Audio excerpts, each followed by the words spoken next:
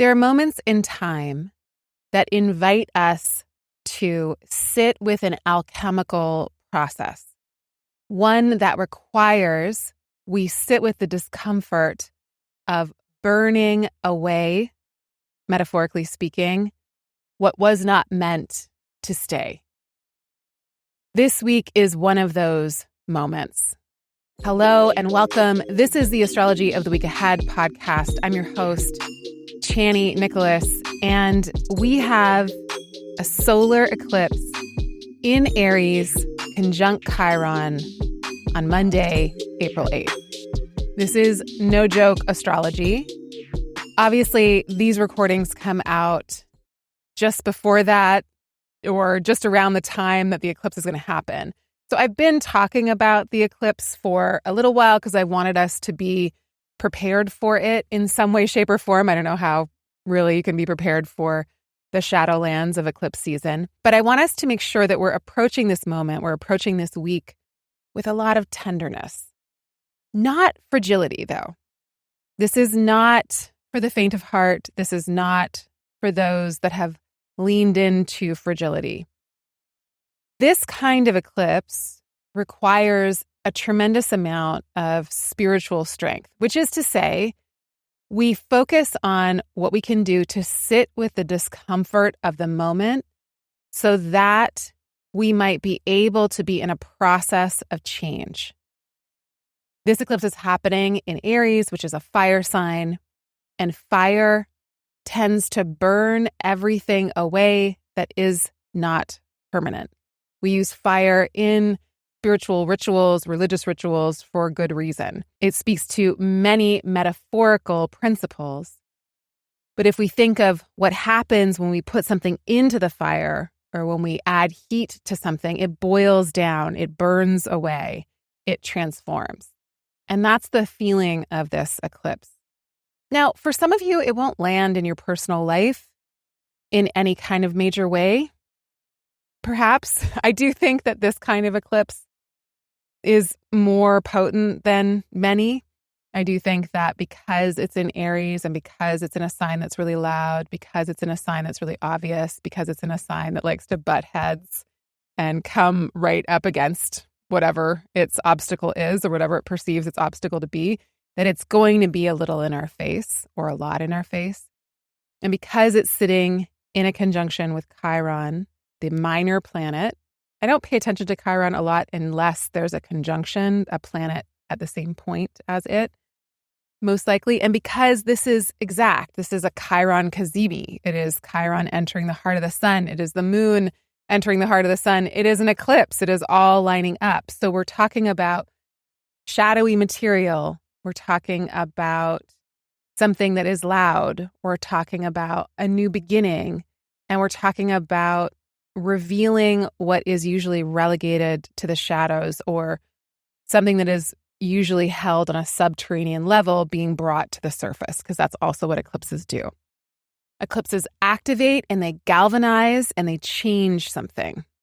And again, because this one seems to be so psychologically minded or so much about our wound or our pain and the medicine held within it, I think it is a deep invitation to sit with what ails us, to be with the discomfort, to be with whatever sensations we usually try to escape, so that we can be like the flame and burn everything away that is not essential, or so that we can be like the flame and transform this feeling into wisdom, into knowledge.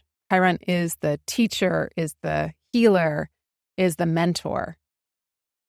And I think that one of our greatest teachers, beyond each other and our relationships, is how to be in relationship with our own pain, with our own stuff, so that it doesn't get the better of us, so that it's not making the decisions and it's not driving the ship of our life. I know that when I'm not consciously in my agency, when I forget the power that I have, which is way too often, embarrassingly so, but when I'm in that place, that the younger part of me, the more wounded part of me is driving my decisions. And that's when I make the biggest mistakes. I mean, nothing's a mistake, but that's when I make decisions where I'm like, I wish I would have remembered my power in that moment and realized I didn't have to react. This is an eclipse that's happening in Aries. Aries is incredibly reactive. It's one of its superpowers. Aries doesn't wait to take action. It just goes where it's directed internally. It goes where it's inspired to go, which is great until we start operating from a place of feeling emboldened by our misplaced rage, and we move really quickly in directions that are going to be destructive. So we want to sit with the impulse to act in a destructive way because we've forgotten our power and our agency.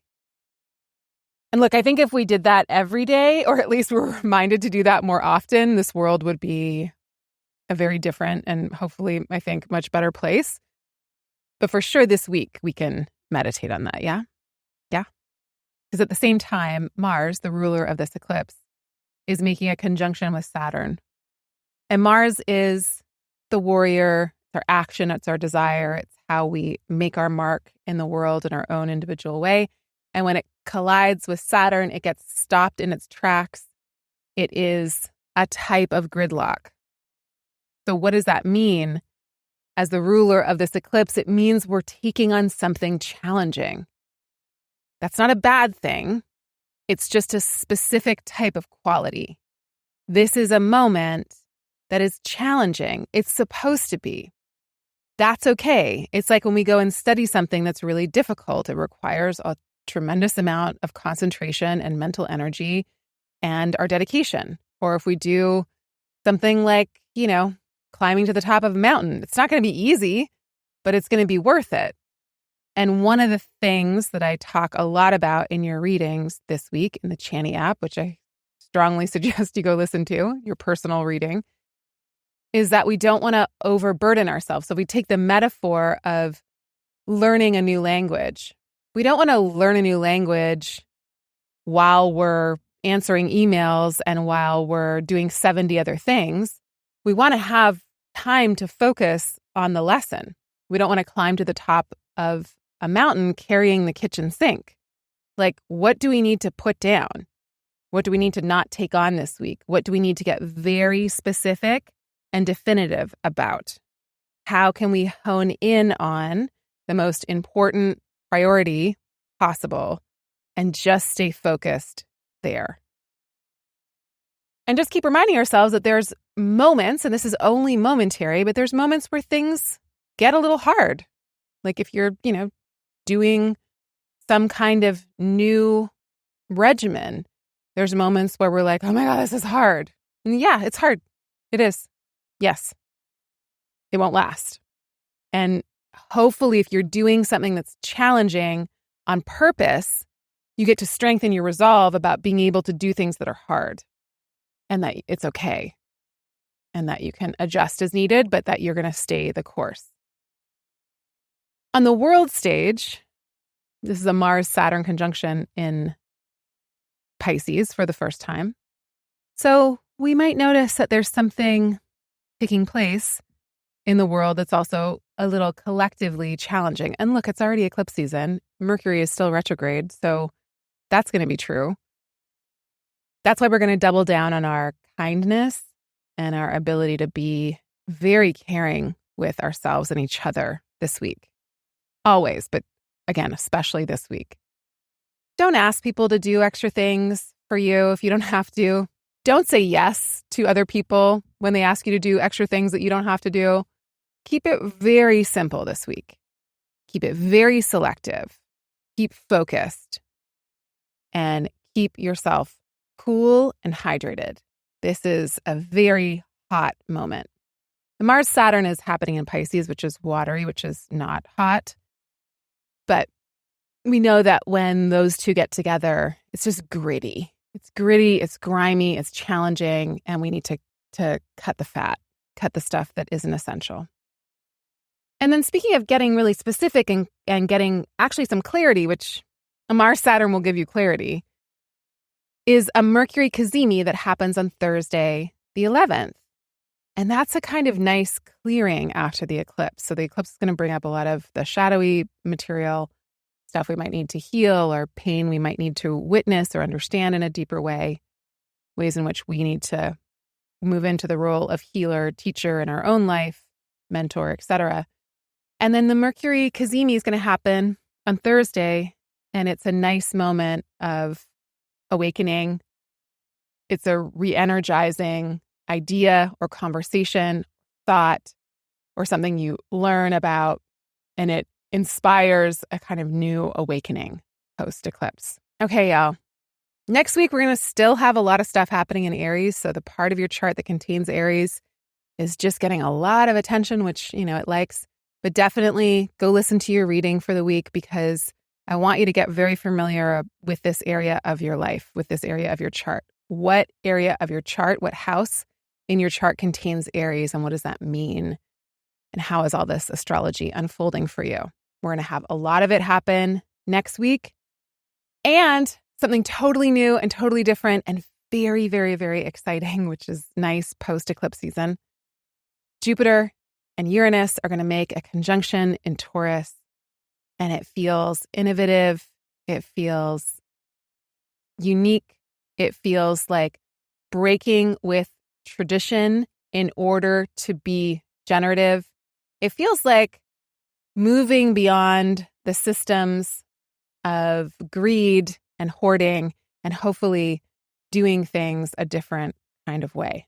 So come back. We'll talk about that. Sending you lots and lots of love. Rest during an eclipse, even though this one might leave you feeling a little wired because there's a ton of energy in it. This is an eclipse near the North Node, so there's an increased desire. Even though there's all that energy, I want you to find pockets of rest and cooling down and stabilizing and grounding when and where you can. Hey, y'all, thank you so much for leaving us reviews in the App Store. We love them. We read them. We appreciate them. We take them to heart.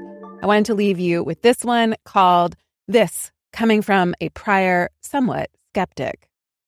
I just have to take the time out to say that I never fully believed in horoscopes and surely didn't know much about astrology, but I always took it with a grain of salt until I found out about Chani, and then especially more so after I got this app. I'm constantly screenshotting stuff in disbelief, joking Chani must be a spy because she's so on point. Truly, though, I love everything about this app, and it's truly something I look forward to weekly. My personalized readings of the week, and okay, it's also the first app I check every morning, LOL. I really have been meaning to write this review and really want to because it's phenomenal to me in so many ways. All right, y'all. Sending you lots of love. Many blessings. Bye for now.